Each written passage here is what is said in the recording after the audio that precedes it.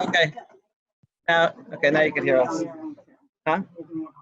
Yeah, we have some people on Zoom. That maybe people on Zoom can so they can get a sense of the actual environment.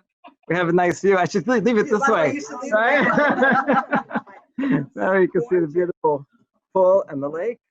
Okay, good. So it feels really strange to be in person. It's like I'm gonna have to drive to a real actual place and leave time to get there and get dressed and put on shoes and pants. Okay, but this is really nice. Thank you, Stephanie and Ellie. I know Ellie did a lot, and Stephanie also for hosting, and thank you for SEA for organizing. Really, really nice to be here and see everybody. So last night we did family movie night and we watched Hamilton. Has anybody seen it yet? Yeah. Oh yeah, you had intermission. That's a good idea. It's pretty long, but I thought it was really fantastic, and it gives such a great sense of that time period, being a founding father, and the little decisions that they made have huge consequences. You're starting a country, right? And so they get together for coffee and they decide where the capital is going to be, and that they're going to make a Federal Reserve. And nobody was in the room. What did they talk about? I don't know. We get together. Our big decision is, where we're going to have lunch next week. And so the consequences are absolutely amazing. So to figure out how to build something that's going to last for a long time, that's going to have a foundation, but also be flexible enough to last over time. So the end of the I hope I'm not giving anything away. Okay. He dies at the end. You know that, right? Okay. But at the very end, Alexander Hamilton's wife she comes all the way to the front of the stage and kind of sees the audience and lets out a gasp, and that's how it ends. And so everybody wonders, what is that gasp about? And the writer won't say what it means, but it seems one interpretation at least is that she is kind of breaking out of the play and seeing the audience and seeing America today, and is overwhelmed by how those decisions 200 years ago have come to play, right? Both the great things in America and the things that still need fixing. That might be the gasp. So I thought that was really effective and wonderful play, and I want to keep that in mind as we read this parasha, double parasha, Matot and Mas'e. So we have twice as long, right, to discuss it. All right, I don't know how long we're going anyway, but okay, because here we're talking about the founding of our nation of Bnei Israel, and Moshe is near the end of his life. It says so in this parasha. He's given his last commandment, and we're going to have just Devarim afterwards, which is all Moshe's last speech. But the last actions that Moshe does is in this parasha. So let's look at it and think about what that means. If you want to open the Tanakh on your phone, or if you have one, you're welcome to look at that. It's in Bimidbar Perek Lamed, Numbers 30, Parashat Matot. And so we start off, Vaydaber Moshe el Rashi HaMatot libnei Israel lemor, Zeh hadavar asher siva Adonai. So Moshe tells the heads of the tribes. This is the only law in the Torah that's addressed to the heads of tribes. We have laws addressed to Kohanim and Leviim and all Bnei Israel, but this is the only one. What's the first law here? Ish ki yidor neder ladonai or Shabbat Shavua. If someone makes a neder or a Shavua, we could talk about what those mean, right? An oath, an obligation. Then lo yachil devaro. Then it must not. He should not break his pledge. He shouldn't make it chol. It means it's a holy thing. You swore something in God's name, and so you created an obligation upon yourself, and you cannot undo it. Okay, good. What is this doing here?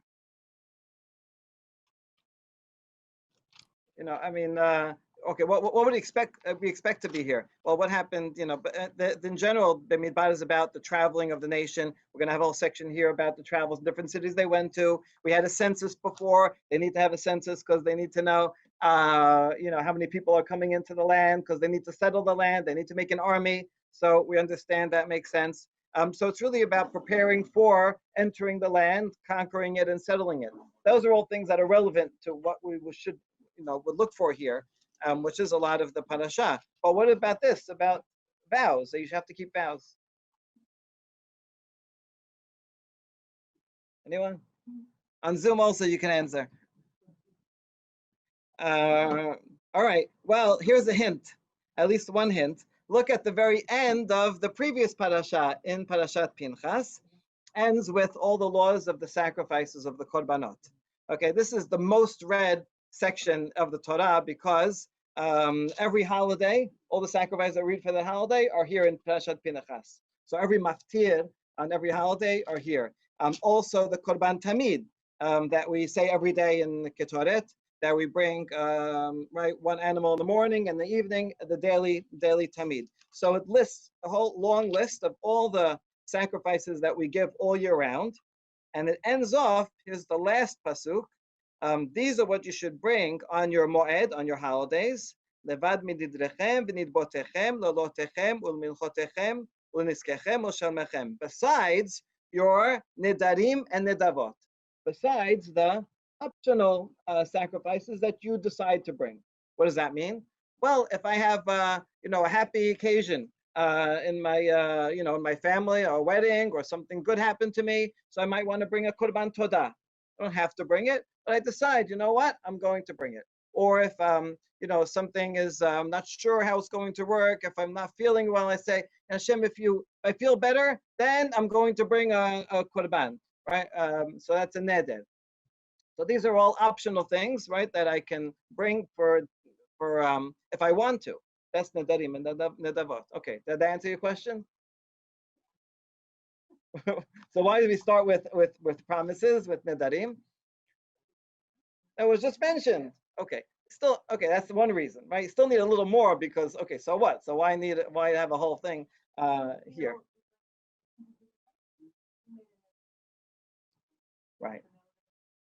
Good. So this is here to emphasize, right? Don't just say, oh, right, that parking spot joke, that one, right? Someone's looking, they're very late for a meeting, looking for a parking spot. God, if you give me a parking spot, I'll give 20% of everything, and then big spot opens up. He says, oh God, forget it, I found the spot.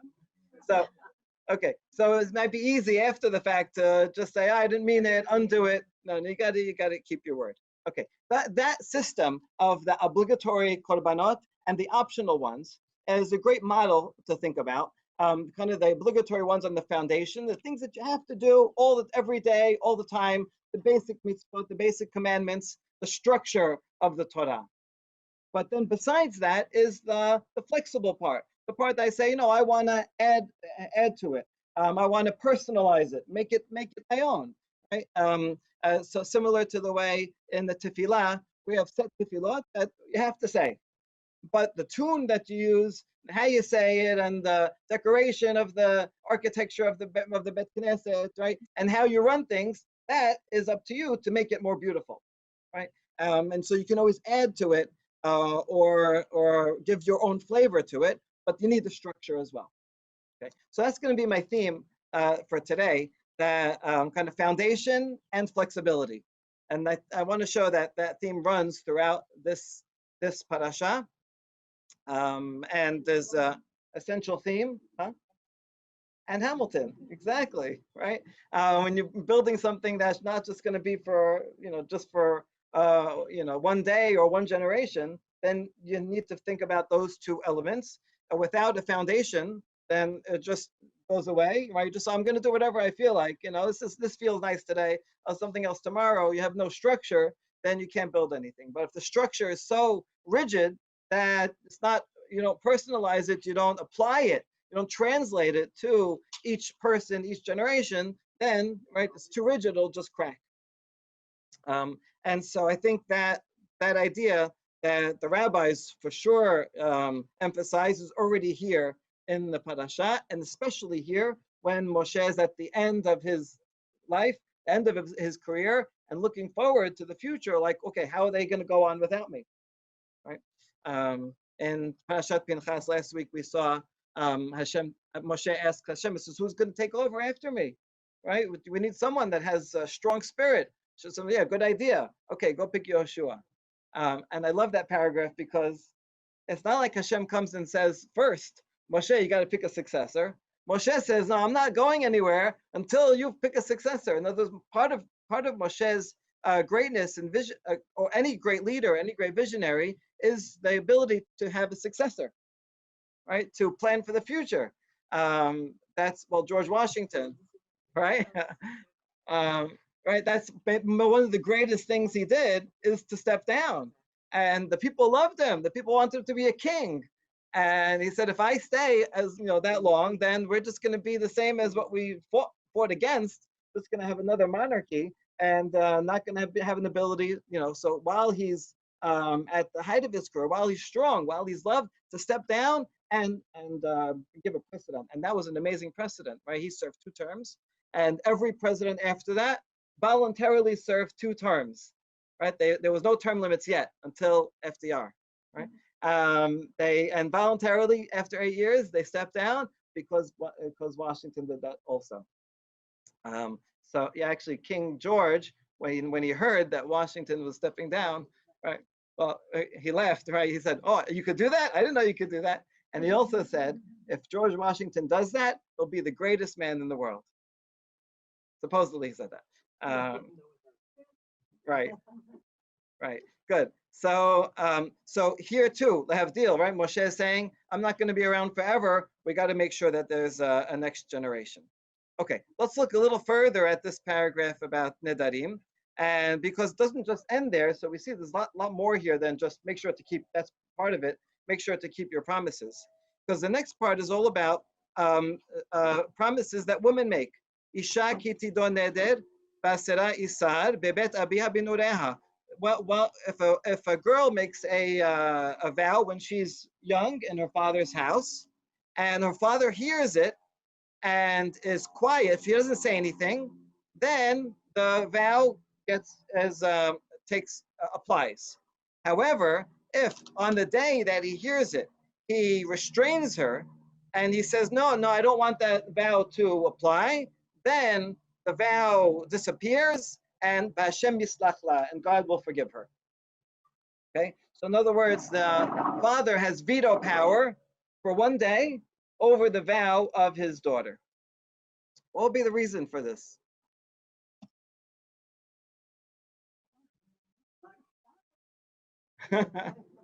Okay, so right, she might have said something impetuously, like sometimes a kid says, I hate you, Dad, or whatever, right? They don't really mean it. I hope they don't really mean it, right? And so out of anger, they might say something like, I'm not going to I was going to go to school, right?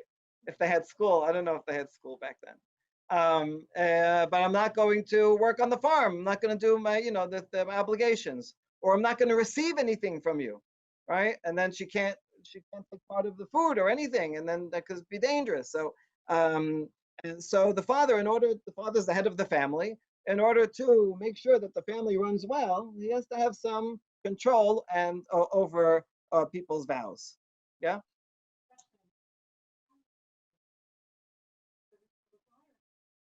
Only for daughters. That doesn't explain why it's not true for boys. Doesn't explain. No, does not explain. Well, I mean, it's a good question because it says na'ara. If it's a child, then anything a child does is not going to be significant. They're not going to get punished for, they're not yet obligated in any commandments. And so, so this na'ara is an in-between stage where she's like semi-autonomous. The rabbis say a na'ara is from 12 to 12 and a half, like a very short time period. But really, in the pshat of the Torah, it sounds like from when she is 12 until she gets married. Probably something like that. Okay. Yeah, right. So it might be a short time, but however long it is. Okay, and then it goes on and says if she gets married, then her husband can undo a vow that day that they get married, any previous vow she had, right? She has a vow she's not going to live in Deal, right? Well, they get married to a Deal boy, then it might change, right? Throughout their marriage, if anytime she makes a vow, then on the day that the husband hears it, he can undo it. Okay. So on the one hand, this is giving power to the husband or father as the head of the household. On the other hand, it's doing something also the opposite. It's saying that the veto power occurs only for one day. After that, then that's it, it sticks.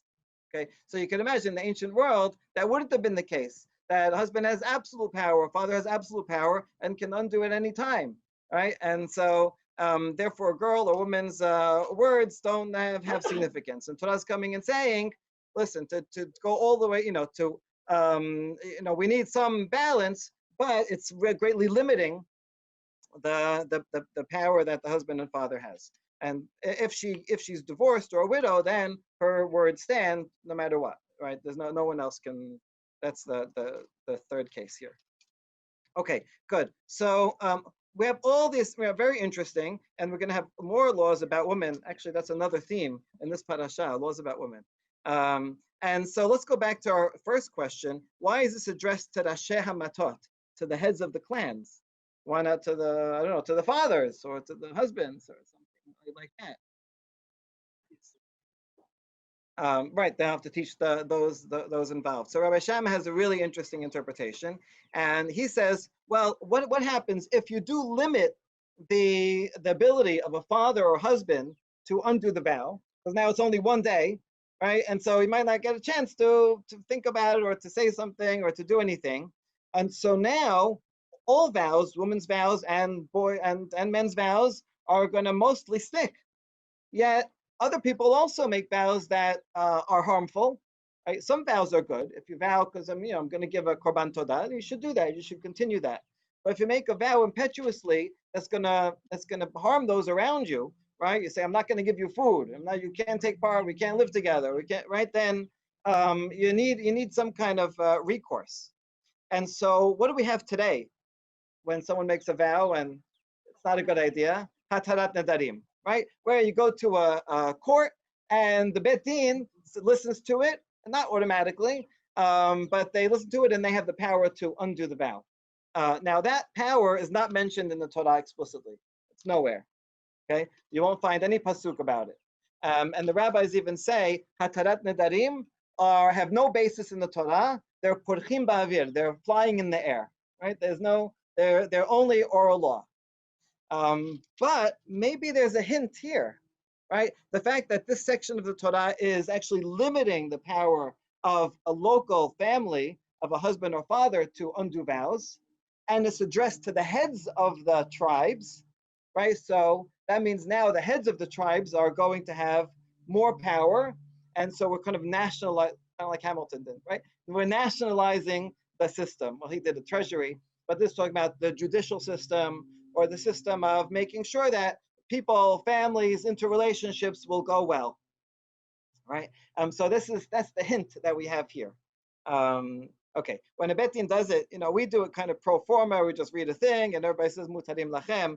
But really, a Bet Din should listen to the case. What were the circumstances? Why did you realize the consequences of what would happen when you made that vow, and so on. I remember one time here in Allenhurst, I was on the Bet Din with Rabbi Shammai, and I forgot who else. And so we did that after the name. Then one woman came late. Everybody left already. We were there. She says, "Oh, I'm sorry, I missed it, and can I do it?" So I said, "Okay." So Rabbi Shammai says, "Okay, tell us all the details of your neder."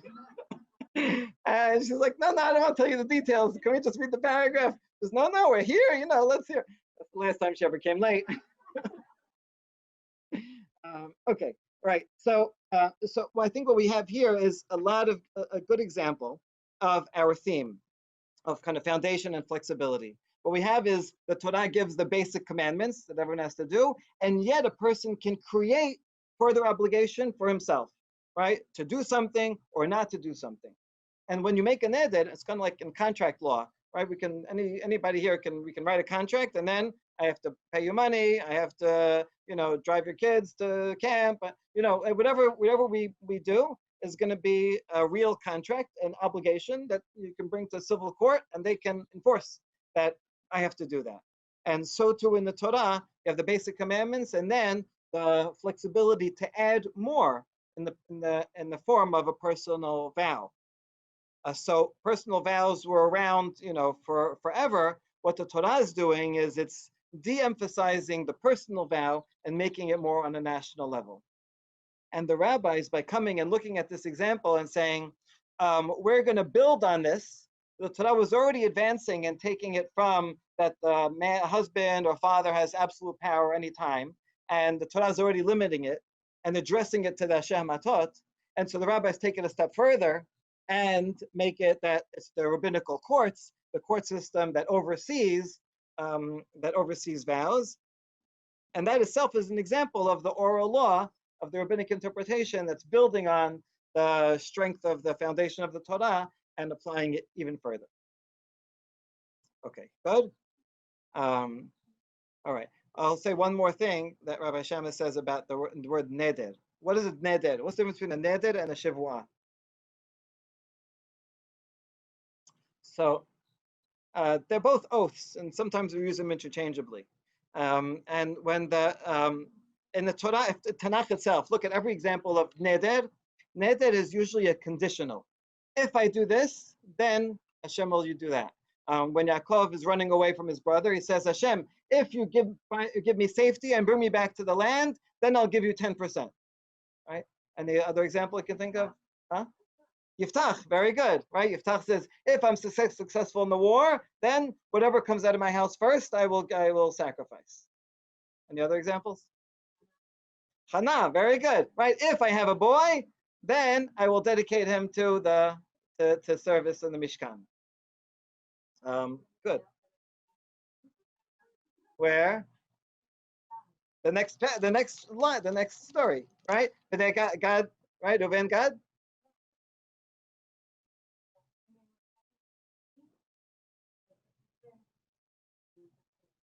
Right, good, right. If we win, then we can make it chedim. Excellent. Right. Yes, exactly. Okay, so those are all called neder. It's a conditional. If this, then that. And shivua is more general. I take upon myself an obligation without a condition. So, however, that's the pshat, and Ibn Ezra says that. However, in Chazal, if you look in the Talmud, they say a neder means obligating an object, whereas a shivua is on the person. So if I say I have to bring an animal, then it's shivua. If I say this animal is kadosh, that's a neder. Right? The difference would be, let's say that animal dies or gets lost. Right? If it's a neder, then that thing was holy. It's lost, so okay, so well, right? If it's shivua, then the obligation is on me. So if I have to bring something and that one's lost, then I have to bring something else. Okay. So that's a very different definition of neder than is the pshat. And this is another good example of the oral law, the midrash, moving the Torah's vision ahead, right? Based on the foundation, but also the flexibility. Why would the rabbis do that? Well, a neder is a kind of a primitive form of worship, right? It's kind of exchange. If you do this for me, God, then I'll do that for you, right? I mean, what kind of relationship is that? Do you have that with your spouses? All right, if you take the kid, then I'll make dinner for you. It's not a quid pro quo here, right? If you're nice to me, then I'll. But a relationship is built on much more than that. And so if someone's worshiping Hashem just it's kind of pagan. Right? That's how pagans thought of it. If we sacrifice these things, then God will give us rain, then you'll give us fertility or whatever it is, right? So, so that the Torah already is limiting it, but then the rabbis go the next step and kind of remove it altogether.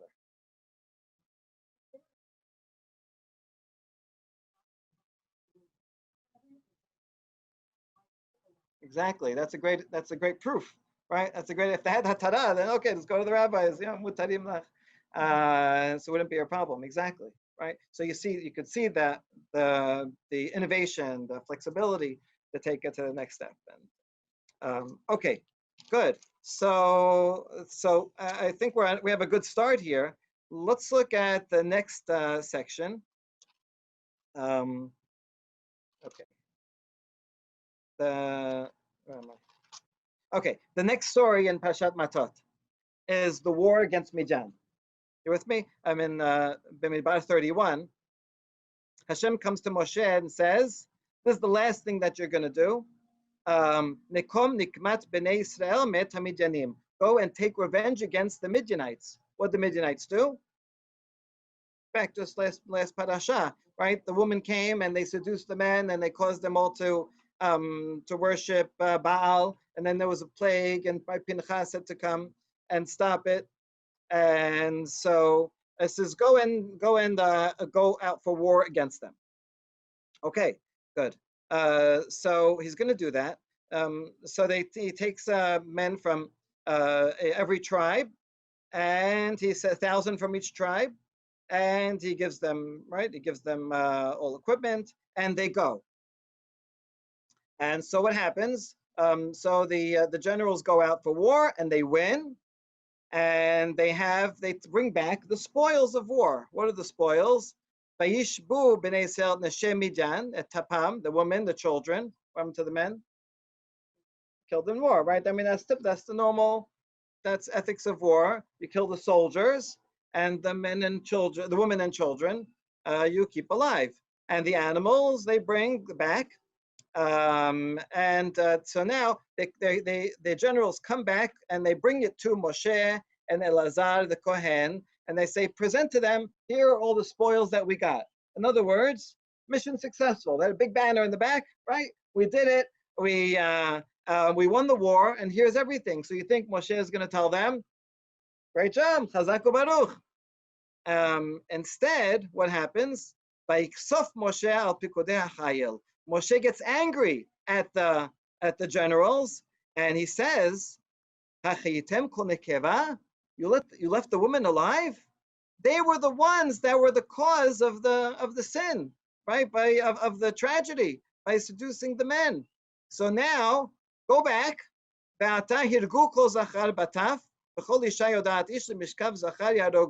kill all the boys and all the adult women.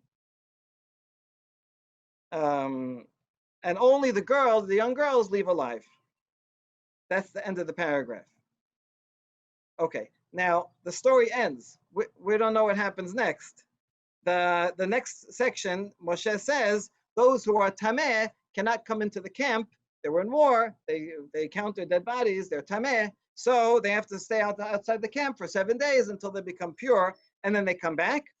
And then Elazar gets up and tells them all the laws about the items they got, the vessels, the metal things, and how to cleanse them so that they could use them. We learned all the laws about koshering pots and from here. Okay, so what happened?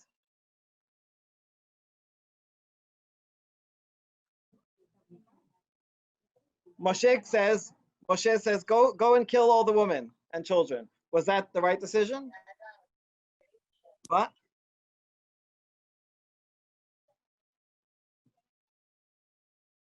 Yes, that's right. So yeah, but that's only for Amalek, only for 7 nations. Then you have that requirement, but not for Mijan.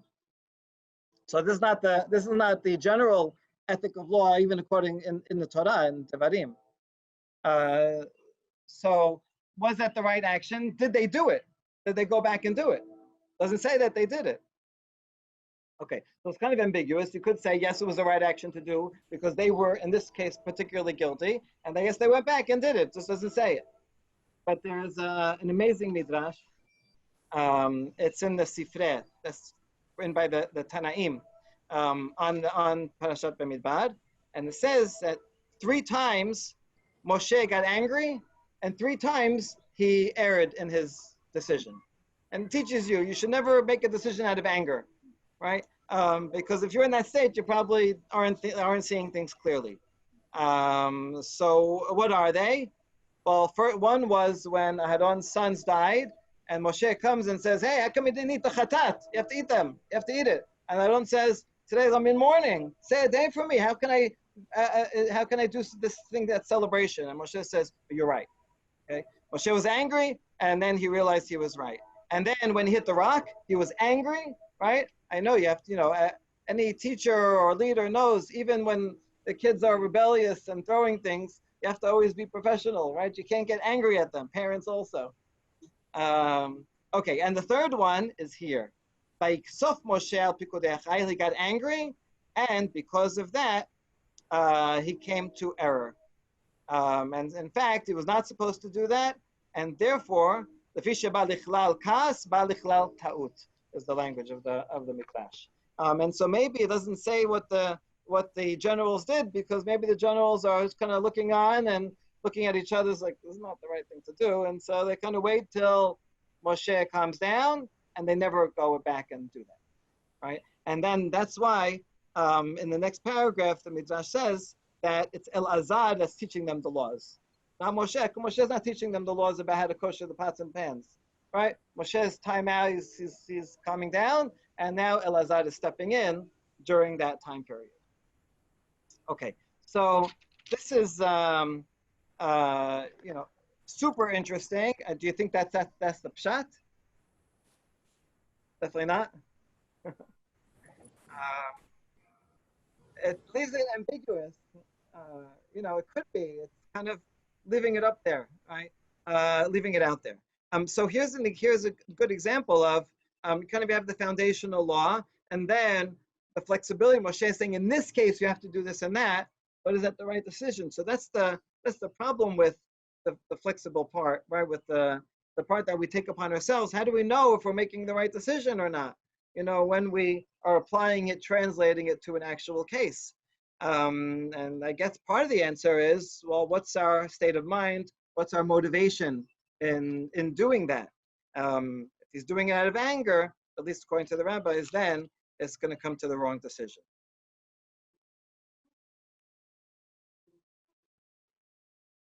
Right.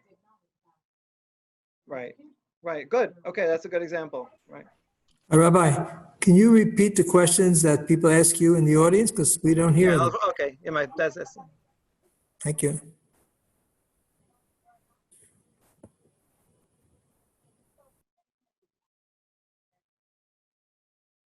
Right. Okay. So the question was, Moshe was married to a Midianite.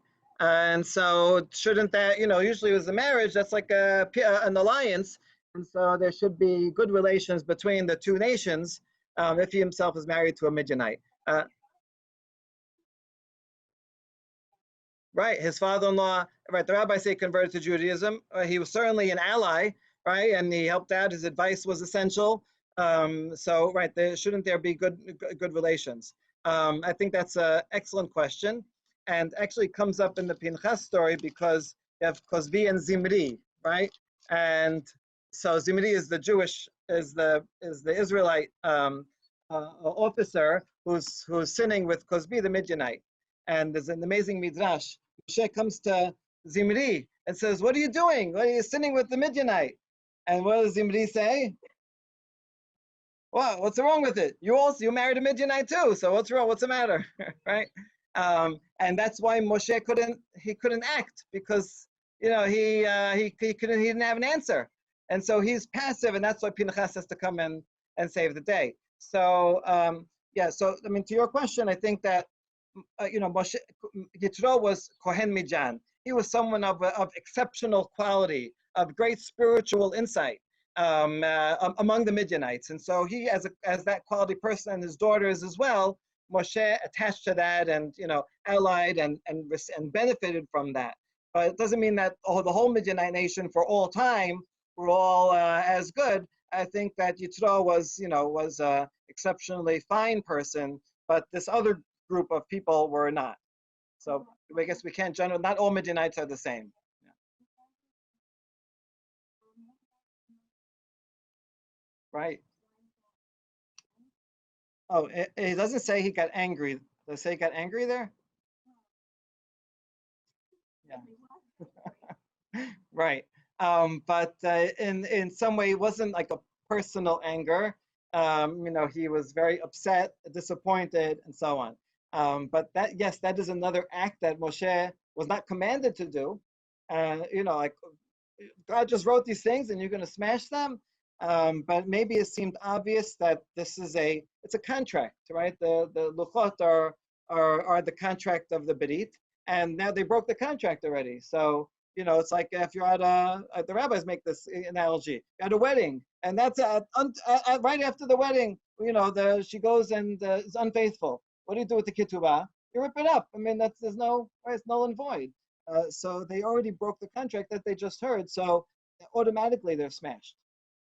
So the rabbis say that God, after he smashed them, God said, "Good idea, right? Yashad kochacha sheshibarta, right?" But all these things are judgment calls that are very difficult, and that's in the nature of it. Pinchas, what he did was it good that he did that? Yes, he gets the Brit Shalom. It was good that he did that. Is that an exemplar that we should all do? No, right? It's generally not a good idea to take the law into your own hands and go spear people. But at that time, looking at what's going around, says, okay, this is a necessary thing to do. So, and that's the difficulty of being a leader, knowing when to take the initiative and act, and knowing when no, this is not the right time to do it. Okay, good. We have a question from the TV audience. Didn't Moshe's marriage predate the actions of Midianite, which would explain why his marriage was different, right? That's another good point. Moshe got married before Matan Torah, before this whole episode, so right, a different time period also would have an effect.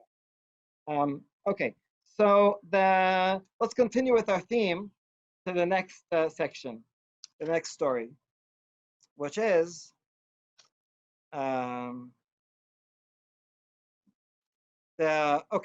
Rav Haya Livnei Reuven, chapter 32. And Reuven and Gad have a lot of cattle, and they're traveling right up on where the country of Jordan is now, on the other side of the river. And as they're traveling through, they see this beautiful pasture land.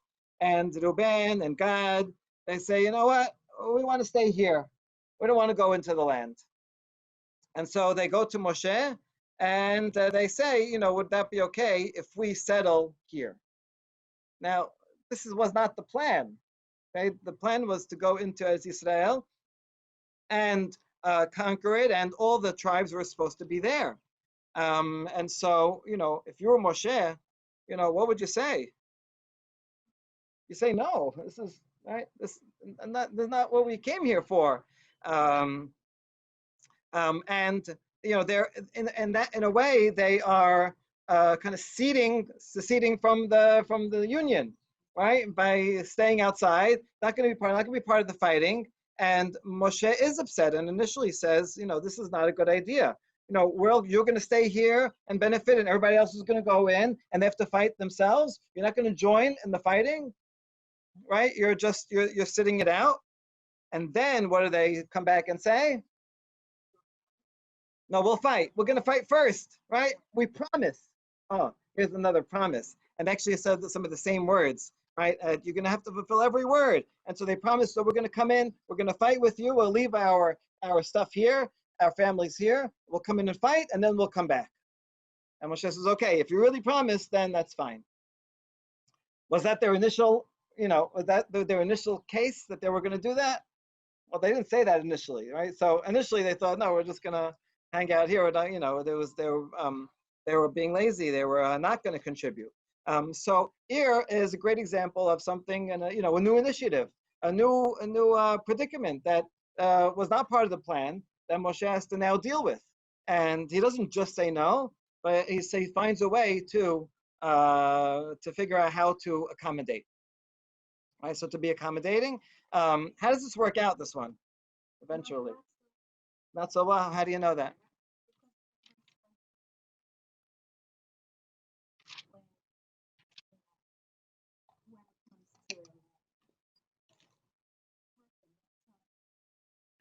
Right. Okay. Good. Yeah. Good, right? So yeah, so what we know about them afterwards is that they built an altar, a big altar, and then the head leaders of the tribes have to come and says, "What are you doing? What is this pagan altar you're making? We have a mishkan already." And they say, "Oh no, we didn't mean this as a pagan altar. This is just it's just a sculpture, right? It's just a sign of that we're connected, and it's because we don't want to forget that we're part of Bnei Israel." Which they seem to be changing their story once they're confronted, right? Okay, so we see that, because they're not in the land, they're not part of it, they go off the deep end, they lose their tradition. We see what happens to Reuven. Their numbers go down. That's why in the end, in Zot HaBeracha, Yechi Reuven ve'al yamot. It says, may Reuven live and not die. In other words, their numbers are so low that Moshe has to pray that they continue at all. What? Oh yes, some of that, right. They're also involved in that before. But maybe that's even part of the hint that they're not so connected to begin with that leads them to do this, right? And then they're gone, and you don't hear about them ever more. So Moshe was worried, and he was right to be worried. He tried to accommodate as much as possible. Oh, another in Shirat Devorah, right? Devorah is going against Sisera and his army, a huge army. They didn't have a king yet, so there's no national army. And so, right, Devorah and Barak, they have to just call up everybody, come bring some soldiers from every tribe. They call on every tribe to come. After the war that they win, they have Shirat Devorah. She sings a song thanking Hashem for winning, but also castigating those who didn't help out. And who are those? Reuven. What were you doing? You're lying down among the sheepfolds. You were sitting, relaxing, doing nothing out in the summer while we were all fighting. You didn't come to help out. Okay, so yeah, maybe they came initially a little bit, right? But this is a long-term commitment, and that long-term commitment never happened. So their vow was not so fulfilled.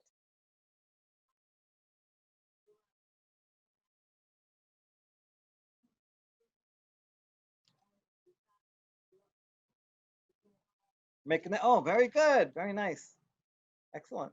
Yeah, Miknadav also. We're staying on this side, and giving into the materialism rather than the spiritual goal. Excellent. Yeah.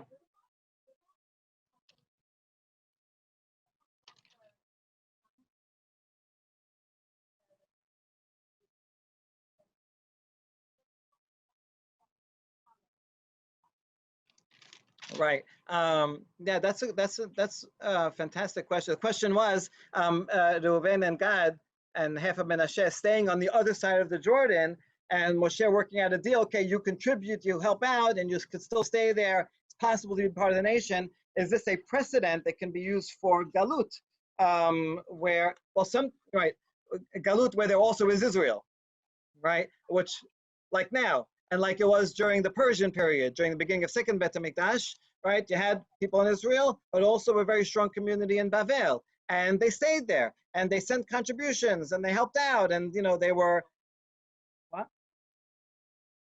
How? So Purim is they were in danger, so they're still endangered, but they weren't punished, right? I think it's just the reality of being in exile is you're under foreign rule, so you are subject to the whims of whoever is in power. But yeah, I think that's a great point, right? That's a great example.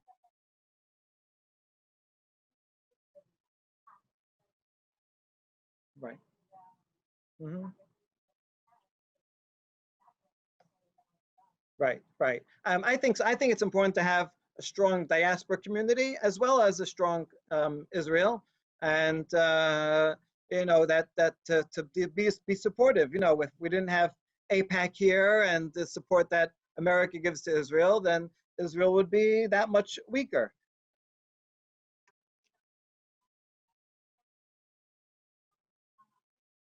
Right.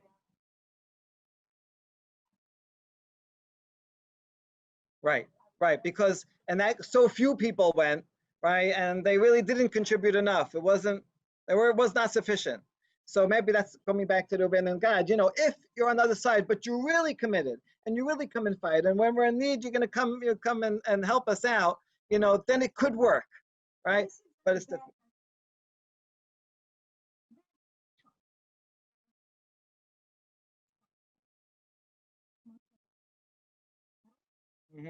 Well, what choice did he have? What was he going to say? Uh-huh. Right.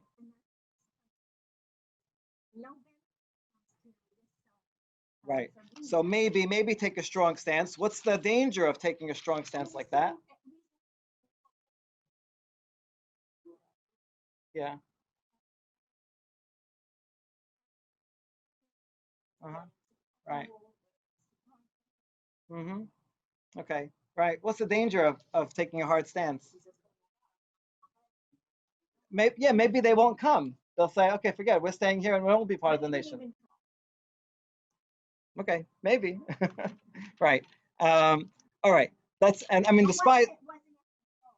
Yeah. Right. Right. Good. For sure. I mean, the speech that Moshe gives is such a powerful speech. Read it on your own, chapter 32. And when he says, actually, he quotes the spies. Moshe compares them. He says, "You guys are going to be like the spies. You're the ones that didn't go, and you debased the morale of everyone else, and now you can do it again, right? And this 40 years ago, you did this." So Moshe does make that plea. So he does say that initially. But then they come to a compromise agreement. All right, last story, which is what Bemidbar closes with, and one you all know, Benot Sulafchad. Okay, so again here we have a basic law. The foundational law is that only sons inherit from a father. But now we have a unprecedented problem that Sulafchad. What does his name mean, by the way? Pachad plus Sail, shadow and fear. That's an interesting name. Well, what happened to him? Huh? Right, fear. He dies. Right, he dies because of a sin, and he has no sons. He has no continuity. He's just a shadow. Right, exactly. And so in those days, it's a person's land, their ancestral land. They keep for generations. That's their legacy. That's their name. Everything continues. Someone who has has no one to take their inheritance is gone. Their family name is gone. So he has that problem, and so the daughters of Sulafchad come to Moshe. This was last week, and this is the follow-up. Right? It's a two-part story. They come and say, should we be lost? Should our tribe, should our father's name be lost from the nation just because he had no sons? So Moshe, right, thinks about it. This is a good question, yeah, right, and comes back to them, asks Hashem, and says, good point. New law. Okay, if someone has no sons, then the daughters inherit. Okay? This is a great example of a new case, new precedent, and so we have to be flexible, right? We have to translate, explain what is. This is the first example of an oral law. I like how the rabbis call Moshe Rabbeinu. He's never called Moshe Rabbeinu. He's not a rabbi, right? But the rabbis make him into a rabbi, right? And it's for good reason, right? Because he's the first one. He's not only the lawgiver, but he's also the first person interpreting the law and applying it. Okay, that's a good example. Now, what happens in this parasha is we have a problem with this law, because if the woman inherit, well, go ahead, what's the problem?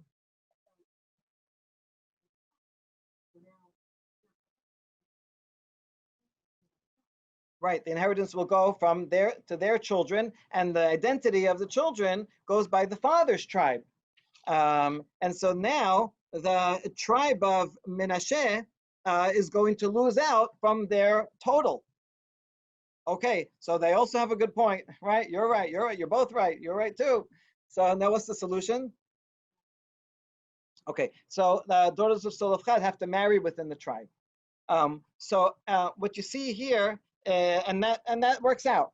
Okay, what you see here is, again, that when you're doing something that's different or applying something new, you really have to look at the motivation. And what is the motivation of Benot Sulafchad? Is it because they wanted to get rich, right?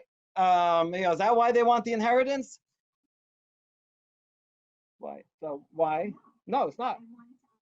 Honor their father, right? And you see that as a consequence of this, they're more limited in their ability to act, because now, before, otherwise they could have married anyone. Now they have to only marry a circumscribed group, right?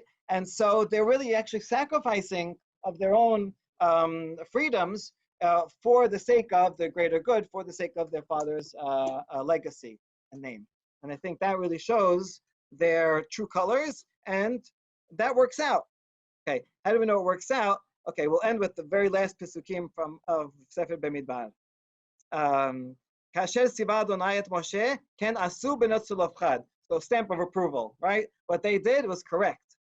Batiena, now it gives us their names. We had their names also before. Their names are very interesting, right, Stephanie? You know what their names mean? Okay, Batiena, Mahla, Tirsa, Hogla, Milka, Venoa, benot sulafchad. Their names are Mahla, disease. Her name is sickness, right? What a name to name your daughter. Tirsa, I'll get back to in a second. So this is what my father-in-law says.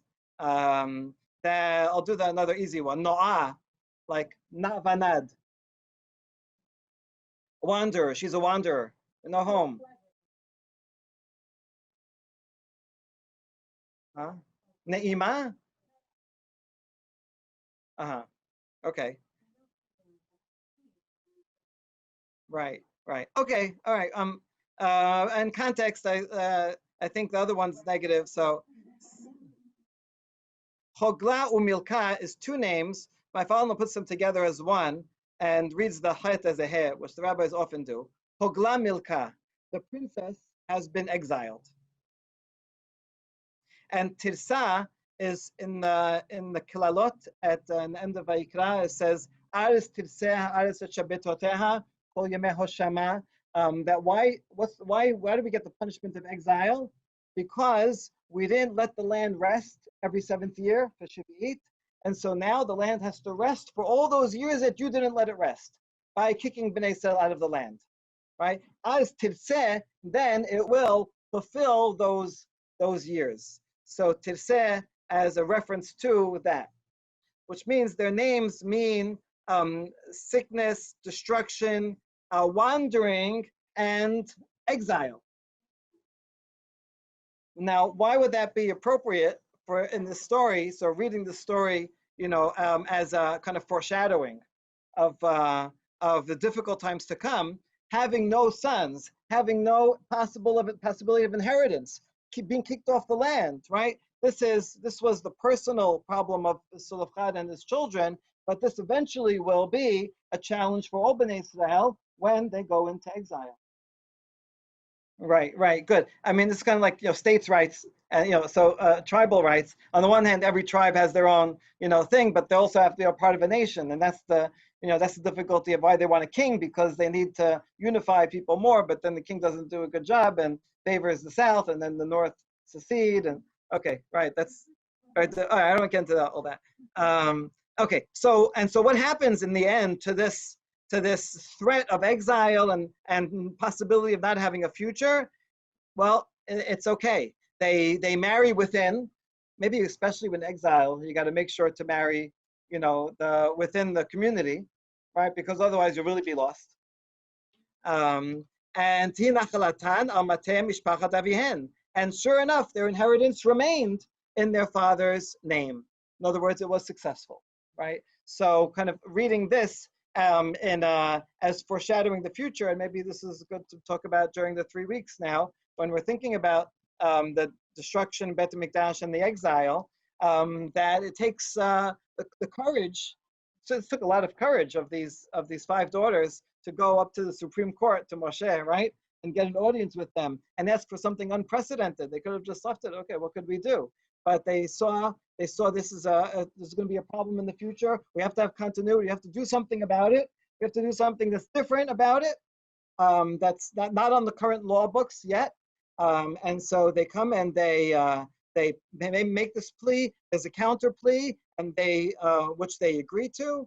And because of that, now they can have continuity, and now they can come back to the land. And so I think that is a great way to end, as bringing all the sections of this parasha together. Besides being a lot about women, which I probably is not by mistake. Women in Bereshit also are always the ones that are akara and always have to act to do something about it, to find how are we going to have a next generation. So they're always the visionaries looking ahead. How are we going, especially in times of trouble, when it might not happen, right? They're the ones taking upon themselves that initiative to make sure that the next generation flourishes, that the Berit continues. And so here too, I think each one of the stories are involved in that theme. And the theme is built on the foundations of Moshe, the first generation, the founding fathers, right? The main system of the law and of the Torah that has to remain the foundation always, forever. But also upon that is the nedarim, the nedavot, right? The extra things that we take upon ourselves, the things that we say to make it personal, to make it meaningful, to apply it, to translate it to our time and each generation. And that's always difficult because you could make the wrong decision, right? And then, that will lead to disaster. But when you do it with sincerity, with dedication, with the future in mind, with the collective in mind, then hopefully we make the right decisions. And through those right decisions, we merit to come back to the land, and we merit to have the Berit continue for the future. Thank you, everybody.